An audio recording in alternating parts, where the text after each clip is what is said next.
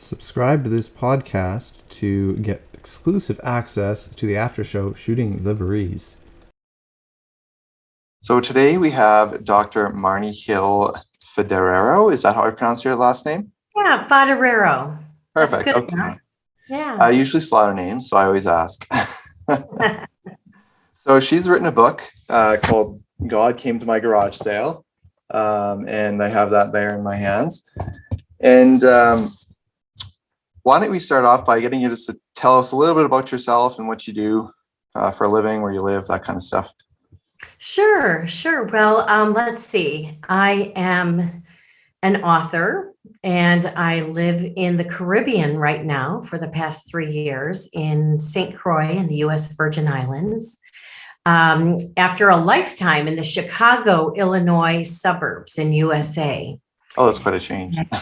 Yeah, so it was a big change. Yeah, but I also had some big life changes. So it kind of went hand in hand. But I grew up with an atheist background. I really didn't have much exposure to organized religion or spirituality or God or anything like that. Just a couple experiences that were more, I almost believe, like babysitting experiences where, my parents dropped me off and, just because they needed to do something else or whatever. It wasn't really a conscious effort to expose me to religion. Although I did live a year in Athens, Greece as a child. And my parents did have us immersed into the Greek school system there. And part of that was to go to Greek Orthodox Church on Saturdays. The whole school would walk about a mile to church. That could have been a babysitting situation too. So anyway, very little exposure. But I always knew in my heart that there had to be something more.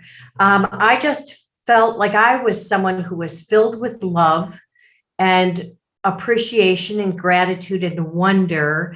And, I also tried to use some common sense, like, our bodies are too amazing to be just something that was not divinely created. And so it wasn't until I went off to college and in my sophomore year that I really kind of pursued looking into God and looking into the Bible and learning about Jesus Christ and various other religions as well. I was just very interested. But I did become baptized. I was baptized Presbyterian during that time in college. And then later on in my life, after I was married and was very excited to have a family and wanted us to be united, my now ex-husband was Catholic and not a practicing one, but just kind of, I don't know how to really describe it, but more of a, it was something he was raised with, but didn't really, when I knew him, wasn't that involved. Seems to be a common theme quite often with. It is a common theme, although he was someone who worked in the archdiocese as well.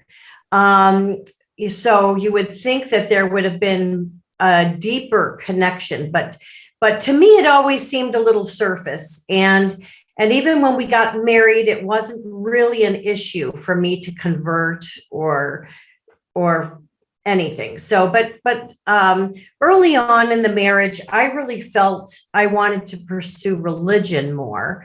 And I really wanted our family to be united. So I went through the year-long program to become Catholic. And I loved that. I loved that program. I learned a lot about it. I eventually became a lector in the church where I would read scripture. In many ways, just because I really wanted to learn. I was just, an eager student. I do have a hard time with some of the hypocrisy of organized religion where, you know, you'd like to think that the church leaders and the organization is got all great, wonderful, loving intentions, but you know, you can observe otherwise. And certainly there's been enough in the news. So I kind of have steered away from the organized religion, but I feel that in doing so, my relationship with God has gotten even stronger and stronger. And during a very challenging time in my life, I decided to leave my marriage after 27 years. It became very evident that I needed to escape.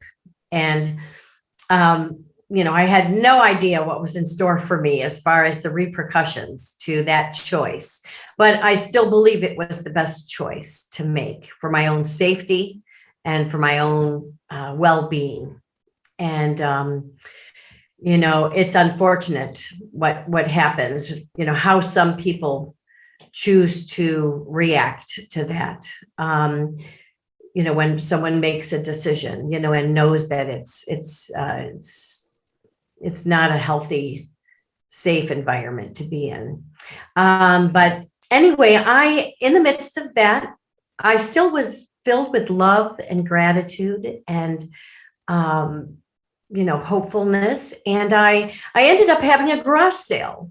And at that garage sale, I did experience some spiritual encounters, some events that really prompted me to kind of revisit, you know, my already strong belief that there is more to this life than we just live and die, you know, that there is some divine presence. So it prompted me to write this spiritual fiction. And even though it's a fiction, it's really inspired by real true events. And it was endorsed by James Redfield, who wrote the Celestine Prophecy, who also had great success with writing a spiritual fiction. And in some ways, it's a way. Well, not only could I recount some of the experiences that I had and made the character really question, you know, is there a God? Did God come to this garage sale? But it also, I believed, gave me a platform, a medium where I could reach people that might not otherwise read anything religious or spiritual, or even some of the many near-death experience accounts that are out there, you know. And so I just felt like it was something I really wanted to do. And I was really honored. It won the 2020 Best Books Award. And I was a finalist in that. And then I also got a 5-star reader's favorite review, which was good. And it seems to have touched a lot of people. I still do book signings with this particular book. And actually that prompted me to go on and write a lot more to help me process some of the domestic violence and narcissistic abuse. And unfortunately, my trauma involved parental alienation, which is the loss of adult. In my case, they were adults, but the loss of children, not in the physical, but, you know, to a malevolent agenda where they are kind of using the kids to get back at you. They've already taken everything, your house, your money, you know, your friends and family, your support system, but, you know, they know what you love the most, and that's your children. And so it's an unfortunate situation that happens to a lot of dads and moms. And unfortunately, there's a lot of kids that are adults now that have realized that they've been victim to that as well. But anyway, to process all of that, I ended up writing a 5-book series called True Deceit, False Love. And so that was all very healing. So that's kind of my background. I was a special education teacher for 35 years in the Chicago suburbs, which was a career I absolutely loved. And 12 of those years, I was an adjunct graduate school professor at Northern Illinois University, where I got my doctorate. I went on to do postdoctoral work starting in like 2014 at Harvard and did a number of years of study there, just because I love learning I also wanted to be the best teacher I could be, and wanted to kind of be up on some of the. I was in the education department at Harvard, and I wanted to I really benefited a lot from that, from some of the speakers. So anyway, that's my background, and here I am.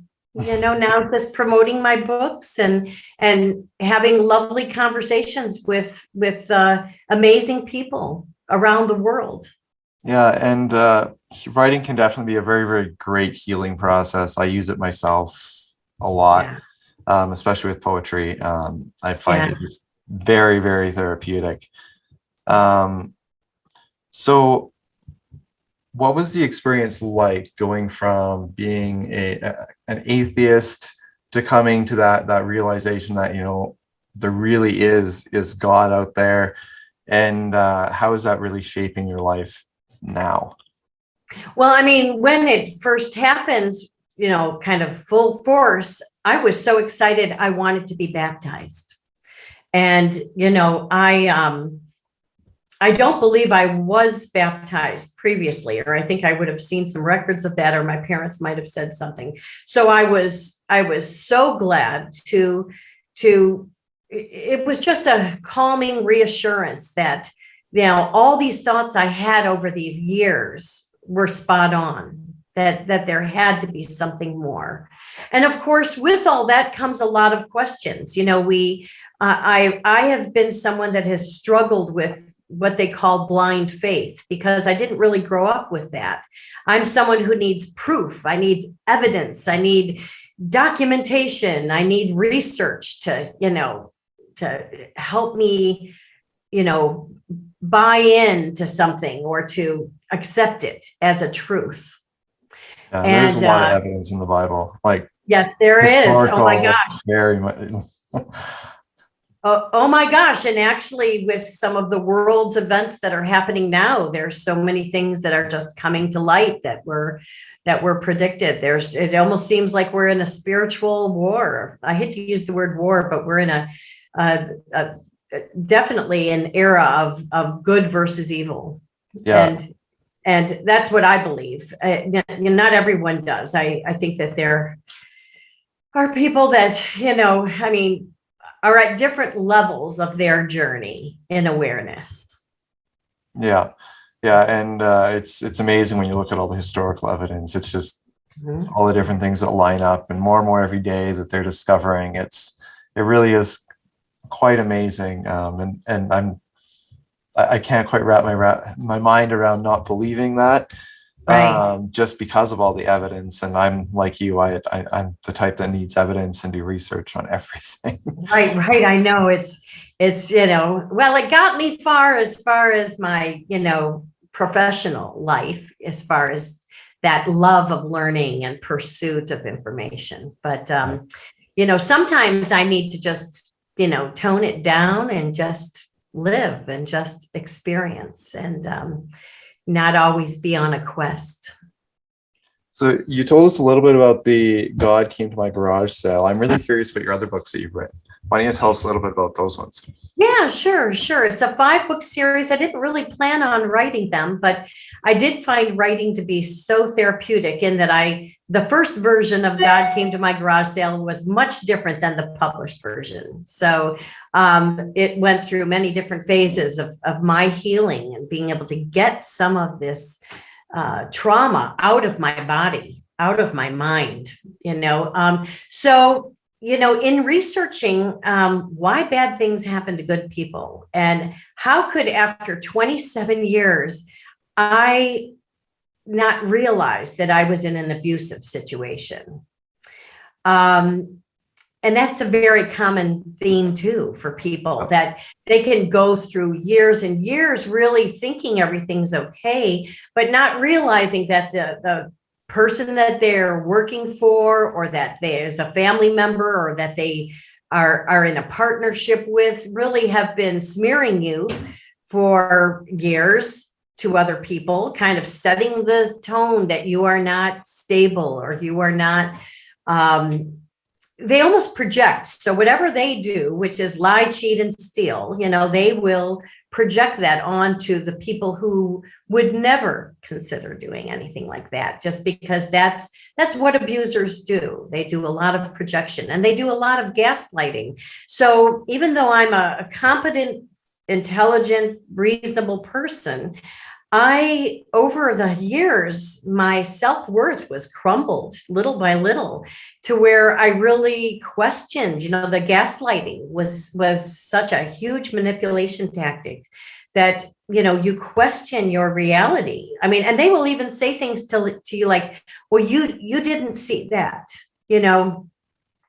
I love that one statement that says, when the wife caught the husband in an infidelity situation, and she says, how can you do this? And he says, what? I'm not doing anything. Are you going to believe me or your lying eyes? And I'm thinking, that's kind of what they do. They what you have seen and heard and witnessed, but they'll turn around and say, you didn't hear that, you didn't see that, you didn't witness that. And so if they can have that much power and control over an adult who has lived life and, is very successful in many other areas of their life, and just imagine what they do to the children when they rewrite the memories of the kids, and they throw away photographs and mementos and gifts because they want to erase you. Once you figure them out and their mask falls and you realize what you're dealing with, and if you even attempt to leave, like, when the mask fell with my husband's situation, when I was just out for pizza, and one of our children were with us, I was shocked by the confessions that were made and the statements that were made. So much so that I kind of went silent. For someone that's usually comfortable talking and working things out, I just was like silent. I just knew that was the last straw. This was pretty serious. I'm dealing with a real dangerous, malevolent, I always knew dishonest, but really, really, really dishonest person with, deceit and betrayal and that type of thing. And it was the next day or the day after, I can't remember, I was physically shoved up against the wall. And this is the weirdest thing he said, don't you dare divorce me. And if you divorce me, I'll take your house, your money, and your kids, which he proceeded to do.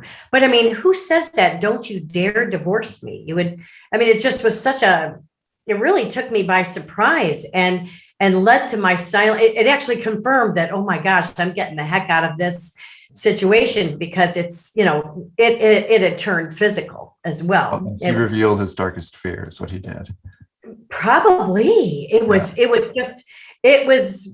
very, very surprising, because he's someone that has always just enjoyed manipulating people, being in positions of power and control, and kind of, I don't know. I just allowed it to just, I just ignored so much because I wanted a happy family. I was busy teaching full time, volunteering at places, had my own little projects that I loved to do in the garden or with our home. And definitely my biggest joy was, spending time with my children and guiding them on their way to be independent. But anyway, getting back to the books, I needed to find out what made me a target. I needed to do some inner work and look back at my own family, and my own experiences and maybe core wounds and other relationships which revealed themselves, like a best friend I had no idea had been betraying me for years. And someone I had known since I was 5. That was almost harder than making the decision to leave a marriage, because, you think your best girlfriend, always has your back, and it was not the case. And there were a number of other people too, family and friends, that I really had to kind of evaluate. But in that, I did a lot of research and I watched podcasts and I did a lot of reading. And there were always these terms that were thrown around that were definitely part of this abuse recovery community. And I would write them down, like, what does smearing mean? Or what is, I knew what brainwashing meant, but, I wanted to look at that term in relation to domestic abuse, or what is a golden child or a scapegoat child, or what is gray rocking or stonewalling? I mean, there was just all these terms, and I would just write them down to look up later, to be like, what's that all about? And before I knew it, I had 100 terms to look up, and then I had 1,000. And then the list kept on getting bigger, because the more you research and the more you tune into different people, it's almost like new verbiage is being developed, like daily, new terms. And so I cut it off at 15,555 terms and phrases on domestic violence, narcissistic abuse, and parental alienation. So, and this book and my entire series is highly endorsed by even Dr. Sam Vaknin, who actually coined many of these terms.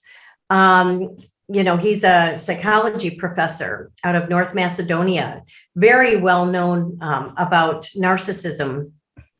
Actually is a self-proclaimed narcissist, so someone who identified what he was, his behaviors, and sought help for that and awareness, and now is bringing awareness to other people. But just amazing people that have endorsed my book. They were people that I looked up to get information, and they saw value in what I was doing with listing all these terms. And I purposely didn't do it as a dictionary or glossary, because there are so many definitions. And really part of the healing is when you look up these terms and then you kind of connect the dots to your own experience, then you really start moving forward in your healing. And so then that led to acrostic poetry. And so my second book, you may not be able to see it here because it's green. There it is. Whoa, there's the green screen. But it's a book of over 300 acrostic poems. And acrostic poetry is where you write a term vertically and you use those letters to write phrases, sentences. It can be informational. It can be an emotional response. I purposely wrote my poems. I did 13 poems for each letter of the alphabet. I mean, being a teacher, I wanted to provide myself with some sort of structure for that. Plus, after this first book, with having so many terms, I needed to, put a stopping point to it. So I limited it to 13 words for each letter of the alphabet. Had some challenges when it came to Q and X and Z. But, I was creative and I was able to do it. But I write the acrostic poetry from anyone's point of view. So it can be the abuser talking, or the victim, or the father, or the mother, or the child, or the grandparent, or the boss, or the employee. So really, so many of the different acrostic poems are informational, but they can also be looked at from a lens of different roles and different genders. So I found that helpful. And then I ended up with my third book, writing a survivor's workbook with acrostic poetry. So I provided a term, I provided 2 examples, and then I provided some blank pages for people to come up with their own, acrostic poetry, because people have words that have meaning to them, like there's a word that is meaningful to my children and me. It's called rollsies. Well, that's not a real word out there. It has to do with a cinnamon roll, a Pillsbury cinnamon roll, but it's the orange one. And we would just call them rollsies. And so, like, if I wanted to write an acrostic poem that was personalized, to my children or something, I could write rollsies and they would know exactly what I'm talking about. but no one else would necessarily. I mean, they could figure it out from the writing. And then the fourth book was free verse poetry, and boy, did I find a lot of healing in that. I like free. Yeah, just free verse poetry, and I was able to take things that I had experienced or other people had experienced. It's not really specific, but it had a lot of meaning to me to put some of that down. And then the fifth book, which I don't have a copy of, but it's a purple book. I used all these bright colors because I am colorful and bright. It is a word search puzzle book, which may seem really strange, but when I was going through the various stages of my own healing, trying to understand what I had been through, I found a lot of peace and calm in putting together a jigsaw puzzle, knowing that if I just did one piece, I had accomplished something, and I could just, it just was taking baby steps. And so I loved crossword puzzles and word searches, and I just love words and writing. And so that book is out now. That book is a word search puzzle book. So it's a true deceit, false love series. I could rattle off all the different endorsers, which are very famous people, very big influencers in this community. But I would encourage anyone to just check them out on my website, which is the title of my spiritual fiction, and which you held up, but it's God Came to My Garage Sale. And .com. Link that in the description. Yeah. Yeah. So .com. So when you go to my website, you can check out those books, as well as I was a co-author in 5 other anthology books, which I contributed a chapter. In fact, one chapter that I wrote, and I believe it was for the Blue Talks Presents books. Blue, BLU, stands for Business, Life, and the Universe. And actually, I know you're in Canada. The founder of this organization is Corey Poirier. He's out of Canada as well. And but I was very honored to be part of volume 2. I think he already has he's up to volume 6 in that series. But I wrote my essay, or my chapter, on going from a devout atheist to an unwavering believer. Yeah. So in my books, I've got 2 children's mystery novels out. Kids on a Case is what I called them, and they reflect a lot of my own characteristics. Like my main character just is very curious and smart, and just gets into trouble because he's too smart for his own good, kind of thing. Right. And then I wrote a poetry book, which again has a lot of my heart just poured out into that in different stages of my life. So there's like a dark section where it's like from those really depressive states that I was in. And then I have, but writing it, the fact that you could write it out is amazing. Yeah, exactly. It was very healing. Yeah. And there's another book that I haven't published because it's not anywhere near any ready stage. I don't know if I'll ever finish it, but it's about a boy who his father is abusive, and his parents are going through a nasty divorce, and he was going to commit suicide. And then he comes across this little boy who is crying on a bench. And this little boy, his parents are getting divorced, and this little boy has cancer and he's terminal. And it's about their kind of experience between the 2 of them. And I bring in some of my poetry into that book. Wonderful. Written from their perspective. And it's interesting. It's been a very challenging project.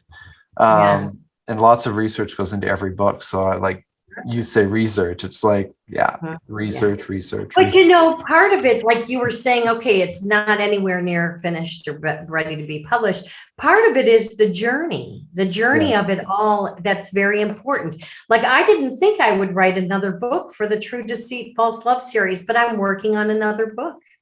And I didn't think I had another one in me. And this is going to be very different. And, but I'm not in a hurry to get this one out at all, and going to enjoy the process of it. It involves really looking into a lot of memories, and so it's a very healing thing, just like in your case, your character found that someone else had a different challenge in their lives Yep. that could almost make your challenge or that other character's challenge not be the end of the world, Yeah. not be the worst thing that could ever happen. Well, I think that's where these testimonies and getting the stories and stuff from everybody is so important, because one person's story may touch the life of someone else. Yeah, it's a And I beautiful just think that is just very, very important. So I love hearing people's stories like your yeah, own, even as challenging as they are, just yeah. because they're powerful and they reach people for different stages of their lives and Sure. help them.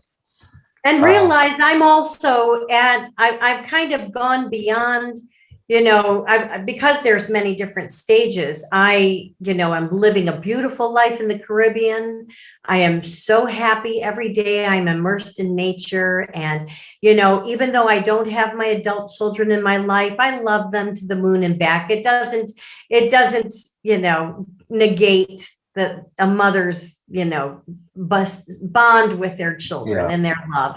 And, I have to realize they have their own journey, just like I have my own journey. And actually, it's helped me kind of put up some boundaries and not allow myself to be abused, even by adult children, and that's really hard, because as a parent, you're just so, your role for so many years is guiding them and providing experiences and helping them spread their wings to become who they are. And then at some point, other people have influences on them, and some of those people can be pretty negative and, can steer them on a path that would not be anything that you would have, approved of or mhm, supported. But at some point, you need to kind of let go. Not that you would ever let go of your children, but you'd let go of realizing, hey, you can't control what other people do. You can only control yourself. And, I've come to a point of self-love, where really I know the good person that I am, and I feel that God is supporting me. I feel like I have divine a divine shield around me in many ways, because so many wonderful things have come my way, and the abusers continue. I think I filed for divorce in 2013, and my abuser is still taking me to court, still for just like never what? end. But Yeah, it's all on false information or whatever. But whatever it is, they want to keep the contact going, because they love that kind of control, and exactly. they It's about like to control. think that, yeah, that they'll, but I don't think about that person at all. I mean, I really, when I do think about him, I think, oh God, how did I not see, some of Yeah, these things? Like I happen to surround myself with some real loving, honest, good, intelligent people. So I really, I've been able to move from the various different stages, but life is a journey, and it will continue to be a journey. And that's an okay thing. And but I've at least found my voice. And like you said, just if it helps one person that we're sharing a story, to give them a little bit of hope that, hey, someone else kind of survived a similar thing, and they came out doing just fine. Maybe I can too. exactly. Exactly. Um, it's been a pleasure having you on here. If you could Uh, just leave us with one piece of advice for someone who is maybe trapped in that sort of abusive relationship, what's one sure. piece of advice you'd give them? Oh, well, I wish it could all be boiled down to one piece of advice. So I would say definitely honor yourself and pay attention to some of these red flags. Look up what red flags are, and they're very common with isolation and gaslighting and smearing and control, and slowly, where you lose your ability to even make some minor decisions. So pay attention to those red flags and learn about them. Just do a little bit of research. If it's helpful, pick up my book series, True Deceit, False Love. At least the first book, you can look into a lot of terms, but the second book really provides a lot of information with that acrostic poetry. And stay true to your values of honesty and goodness. Realize that we all have challenges. And if we handle our challenges with love and honesty, compassion, forgiveness, and goodness, so many of the things that the Bible says that, is just a more positive way to approach life. And you can be on your way to heal and reclaim your life, and you'll find much enjoyment and pleasure in your days. Very true. So thank you for coming on. It has been a pleasure. Yeah, thank you.